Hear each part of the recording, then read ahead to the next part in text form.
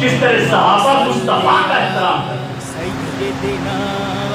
اور کوفہ میں امام جعفر صادق آئے. امام ابو حنیفہ رضی اللہ تعالیٰ عنہ اپنے شاگردوں اور جب گئے تو دیکھا امام جعفر صادق بیٹھے ہوئے ہیں. یہ پہلی ملاقات تھی. آپ ایسے نہیں ملے, اپنے گھٹنوں کو نیچے لگا لیا, گھٹنوں کے بل کھڑے ہو گئے, گھٹنوں کے بل. یہ ادب روب اور دبدبا کی ایک پہلو تھا. کھڑے ہو گئے, گھٹنوں کے بل کھڑے ہو گئے. پوچھا یہ شخص کون ہے, اور یہ اتنے لوگ اس کو ماننے والے یہ کون ہے؟ لوگوں نے کہا یہ امام ابو حنیفہ ہے رضی اللہ تعالی عنہ جو آپ کا احترام کر رہے ہیں. یہ حال ہے اہل بیت کی محبت کا.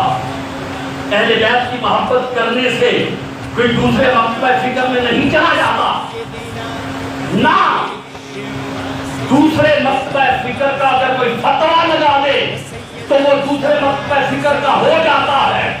نہ کسی کو یہ سمجھے کہ اس کو فائدہ پہنچے گا میں ذکر نہ کروں.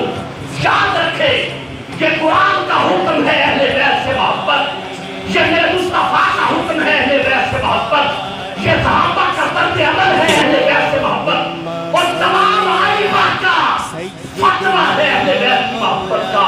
امام اعظم ہو, امام مالک ہو, امام احمد بن حنبل ہو, امام شافعی ہو, یا دوسرے یا تیسرے امام ہو, جس کو بھی آپ کھنگالے اور پڑھے آپ کو پتہ چل جائے گا